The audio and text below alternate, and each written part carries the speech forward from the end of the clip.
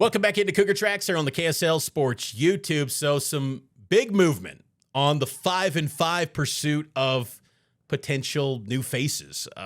Familiar faces in college basketball, but new faces maybe on the BYU roster.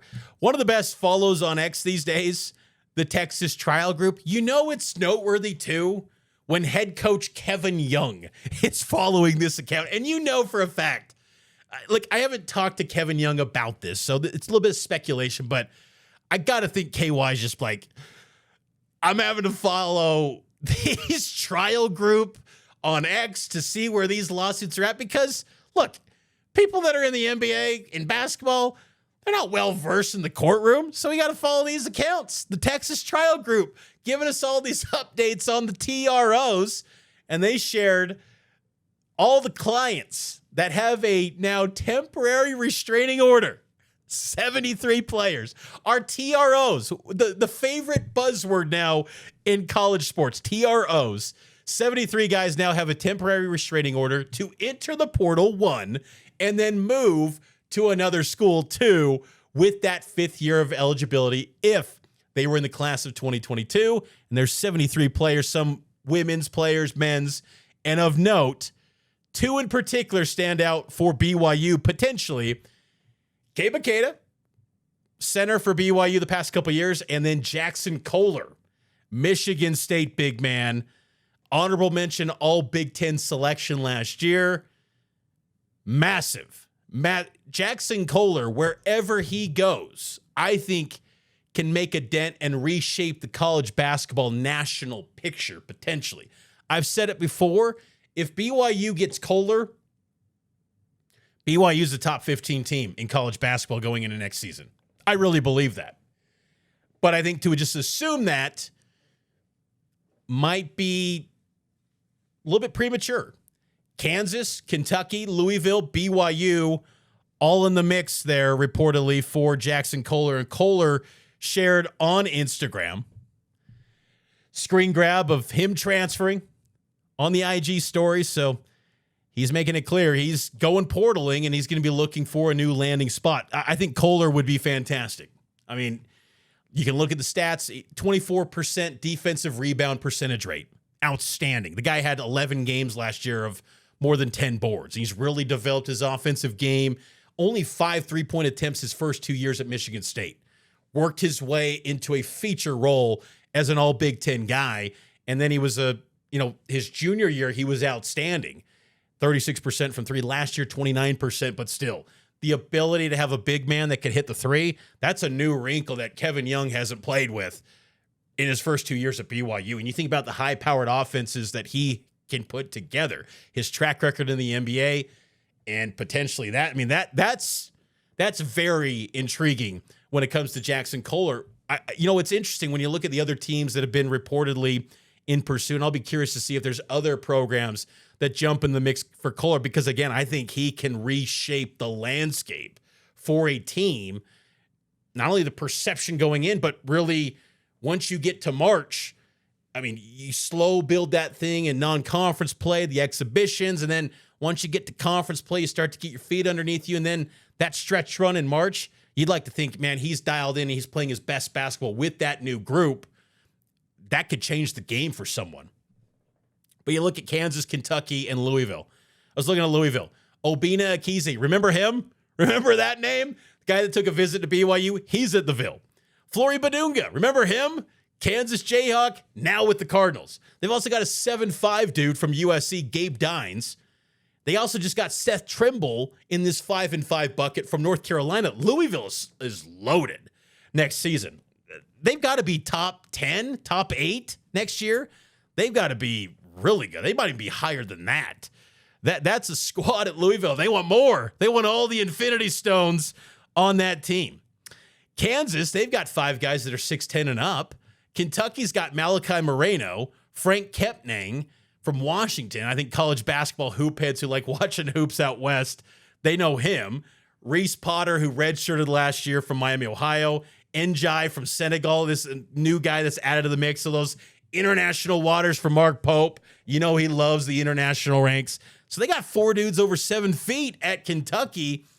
like in terms of opportunity and maybe minutes and just dominating the minutes potentially, like it's just clear as day the best opportunity I would think is at BYU, and maybe fine-tuning the NBA angle as well. How much does that factor into the conversation for someone like Jaxon Kohler, really any of those 5-5 guys? I think that's what's so interesting to me about the 5-5 conversation here. Because, look, maybe they're just looking to absolutely get as big of a payday as possible. And maybe that's what it is. Because the NBA kind of spoke to some of these guys, and it just wasn't in the cards, at least this year. So they're looking at it, maybe saying, I got to get the biggest payday possible. And maybe that's the move, and I wouldn't fault any of them because this is big-time money potentially, you would think. But at the same time, you got a coaching staff that's got the NBA background and NBA pedigree, and look what they've done with Richie Saunders. Look how, I mean, say what you will about AJ DeBonce. He got better at BYU. Yegor Dioman, he got better at BYU, and look what he's been doing in the NBA as a rookie. There are proof of concepts from all these different facets that Kevin Young can point to. And then you add on top of that the Devin Bookers, the Chris Pauls, the Kevin Durant's, and so on. Joel Embiid, you can go on and on. I just think that's really interesting for these 5-5 guys because unlike a freshman, they know the end could be very near. You know, freshmen got all the stars in their eyes, and especially the ones that have been the highly rated guys. They've been told the world is just all in front of them. Whereas these 5-5 guys, like, this could be the last year you're making a big payday in basketball. And I don't think any of them want to go to a 9-5. And I think that's what's been fun for college basketball fans is that now we're seeing guys want to stay in college basketball. It's so awesome to see. I love it. I think it's great for the sport because you look around the Big 12 now. You know, I had some questions about the Big 12 this year, but now you look at Texas Tech, they just added Darian Williams, Donovan Atwell, and they're familiar with that program. They run it back. Texas Tech's back. And once they get top in, whenever that happens, January, February, Tech's going to be awesome once again. Arizona picked up R.J. Godfrey from Clemson. Houston got Chendall Weaver, the guy that BYU's faced at TCU, then Texas. They're going to face him again now with Houston. A.J. Storr, he goes to UNLV, former Kansas Jayhawk. He's been pretty much everywhere. Wisconsin, the Johnnies. Where was he last year? Ole Miss. I mean, he's been everywhere. Now he's going to UNLV. BYU will face him in an exhibition.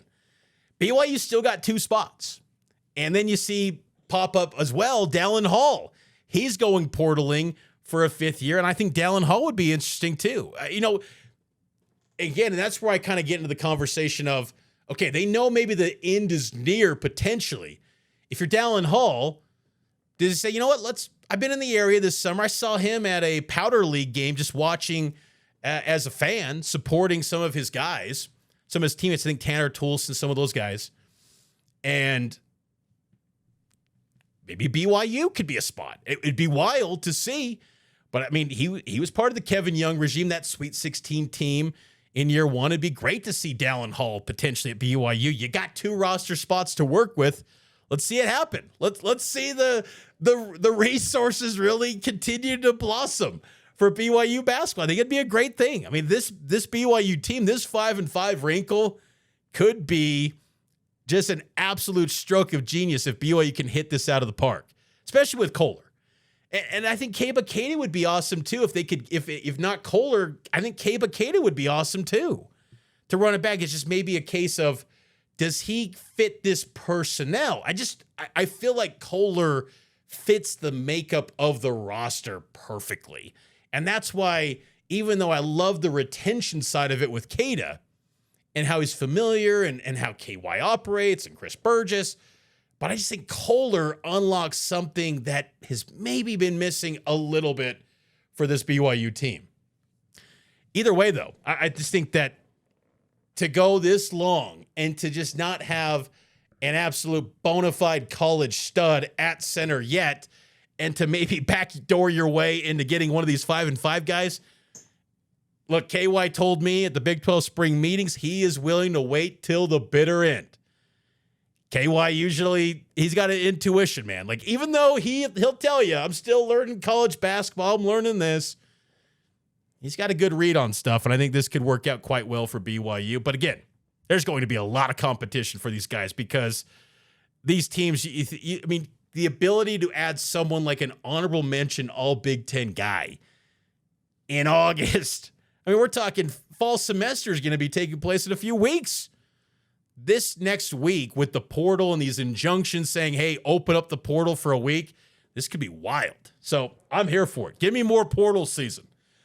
Any portal season, I am here for it. Lock it in. Give me portal action all the time. And we'll follow all of it here on Cougar Tracks. That's going to do it for this edition of Cougar Tracks. I hope you enjoyed it. Make sure to subscribe to the show wherever you get your podcasts, and I'll talk to you next time here on Cougar Tracks, and it's powered by KSL Sports.